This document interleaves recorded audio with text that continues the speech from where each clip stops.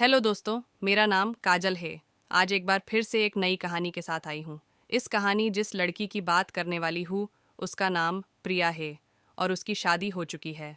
उसके माँ बाप ने एक 45 साल के बूढ़े इंसान के साथ करवा दी और मेरी प्रिया की उम्र 22 साल की होगी। यह प्रिया की दूसरी शादी है। प्रिया की पहली शादी के कुछ दिन के बाद ही उसका पति का देहांत हो गया था। तब उस वक्त सभी लोगों ने मेरे बाबा को यही कहा कि अभी तो इसकी पूरी जिंदगी पड़ी हुई है, इसलिए इसकी दूसरी शादी करवा दो। क्योंकि मैं एक विधवा थी, इसलिए मुझे कोई दूसरा लड़का नहीं मिल रहा था। इसलिए लोगों के बातों में आकर प्रिया के बाबा ने एक 45 साल के बड्ढी उम्र के व्यक्ति के साथ प्रिया की शादी करवा दी। प्रिया के पति अधिकतर अपने काम के सिलसिले में व्यस्त रहते थे और जैसे ही जब काम से वापस आते हैं तो थकान का बहाना बनाकर सो जाते हैं। प्रिया अपने पति के बिना अकेली बिस्तर पर तड़पती रहती थी। प्रिया को पति का सुख शायद से नसीब नहीं हुआ था, क्योंकि पहली शादी के थोड़े दिन बाद पति का देहांत हो गया और दूसरी शादी से पति का सुख अभी तक नसीब नहीं हुआ था। यह प्रिया का दूसरा पति प्रिया को पति का प्रेम प्यार दे ही नहीं पाता था। वैसे तो प्रिया दिन भर कुछ न कुछ काम करती रहती थी और साथ में घर में एक नौकर रखा हुआ था। एक दिन उसके नौकर की तबीयत थोड़ी खराब हो गई, इसलिए वह अपने जवान बेटे को अपनी जगह कुछ दिनों के लिए काम पर भेज दिया था। जब घर पर काम करने उसका जवान बेटा आता है तो और उसको देखकर प्रिया के तो होश ही उड़ गए। बस उसे देखती रह गई, क्योंकि वह दिखने में कतई भी नौकर की तरह नहीं लग रहा था। एकदम गठीला मजबूत शरीर, उस पर से गोरा रंग, भूरी भूरी आंखें।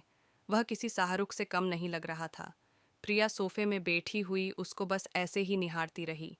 तभी एकदम से नौकर के बेटे ने मुझे कहा, मालकिन मैं रमेश काका का बेटा हूँ, और कहा कि उसके पिताजी ने उसे यहाँ पर काम करने के लिए भेजा है। उसके पिताजी की तबीयत थोड़ी खराब है, इसलिए वह कुछ दिन काम नहीं कर सकते। थोड़ी देर बाद प्रिया उस लड़के से काफ़ी इतराते हुए पूछा कि तुम्हारा नाम क्या है और तुम्हें काम के सिवाय क्या क्या करना आता है। तभी उस लड़के ने कहा, मालकिन मेरा नाम मयूर है, मैं घर का सारा कामकाज बहुत ही अच्छे से कर लेता हूँ। तभी प्रिया मयूर की तरफ शरारत भरी हंसी हंसते हुए कहा, अच्छा घर का काम तो कर लेते हो, ठीक है, लेकिन तुम्हें यहाँ मालूम है ना, घर का काम करने से ज़्यादा ज़रूरी अपने मालिक और मालकिन को खुश करना होता है। क्या तुम अपनी मालकिन को खुश कर पाओगे? तभी मयूर ने हैरानी के साथ मालकिन प्रिया से कहा, मालकिन मैं अपना काम पूरी ईमानदारी के साथ करूँगा और कोशिश करूँगा कि आप लोग मेरे काम से खुश हों। फिर मैंने मयूर को उसका काम समझा दिया। मयूर फौरन ही अपने काम पर लग गया और बारी बारी एक एक काम करने लगा। उस वक्त प्रिया, जो घर की मालकिन है, वो सोफे में बैठे के मयूर को बस ऐसे ही देखती रहती थी। एक दिन प्रिया के पति को काम के सिलसिले से शहर से बाहर जाना था, लेकिन प्रिया का पति इस बात से बहुत परेशान हो गए। जब प्रिया ने उनसे उनकी परेशानी की वजह पूछी तो उन्होंने बताते हुए कहा कि पहले जब भी मैं काम के सिलसिले में बाहर जाया करता था तो मैं राजेश काका को तुम्हारे पास छोड़ जाया करता था और मुझे किसी भी तरह की कोई फिक्र नहीं होती थी। राजेश काका का नाम सुनते ही प्रिया बोली कि अरे कोई बात नहीं, राजेश काका नहीं है तो मयूर तो है ना, मयूर रात को मेरे पास रह लेगा, आखिर वह भी तो हमारा नौकर है, वह मेरा ध्यान रख लेगा और उसके होते हुए आप फिक्र क्यों करते हैं, और मैं अपना ख्याल अपने आप रख लूँगी। ऐसा प्रिया अपने पति को समझ तो है। फिर मेरे पति मयूर को उसका काम समझाकर और उसे हिदायत देकर कि वह मुझे कहीं पर भी न जाने दो और मेरी सारी बातें माने, ऐसा कहकर काम के लिए निकल गए। उसके पति के जाने के बाद प्रिया अपने रूम में जाकर आराम से लेट गई। प्रिया अपने बिस्तर पर लेटे लेटे तड़प रही थी। उसे समझ नहीं आ रहा था कि वे मायू को किस तरह से अपने दिल की बात बताए। प्रिया मन ही मन मयूर को चाहने लगी थी। जब से प्रिया ने उस मयूर को देखा है तब से प्रिया का दिल और दिमाग में बस मयूर का ही ख्याल आता रहता है। प्रिया ने मयूर को कितनी बार अपने दिल की बात बताने की कोशिश की, लेकिन मयूर अधिकतर ऐसी बातों को अनसुना कर दिया करता था और आगे बढ़ जाया करता था। प्रिया को समझ नहीं आ रहा था कि मैं मयूर को किस तरह से अपने नज़दीक लेकर आए।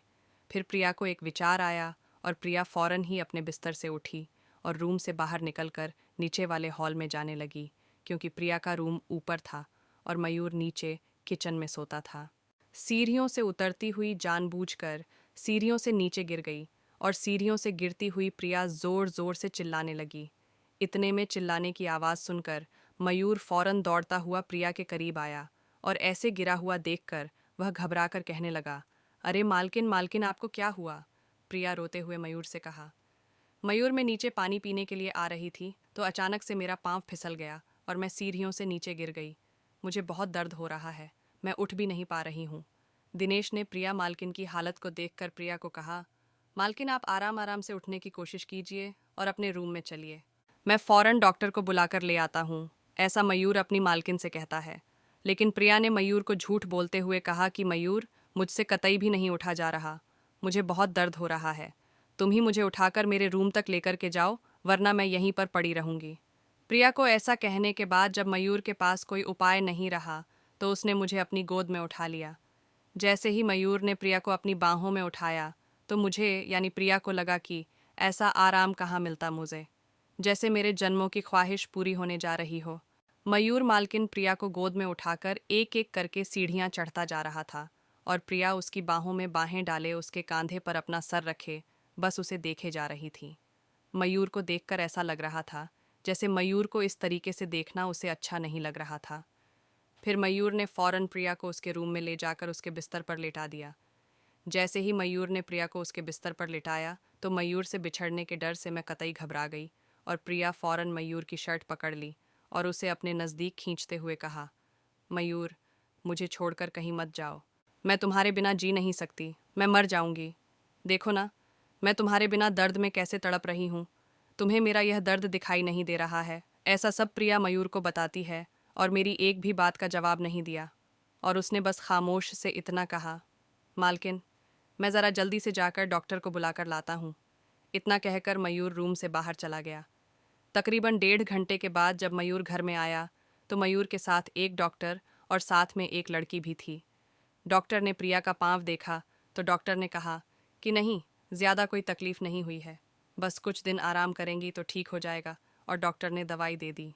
डॉक्टर के जाने के बाद मयूर ने उस लड़की जो मयूर के साथ आई थी उससे कहा, तुम मालकिन का अच्छी तरह से ख्याल रखना, ये चल फिर नहीं सकती, इन्हें किसी भी तरीके की दिक्कत नहीं होनी चाहिए।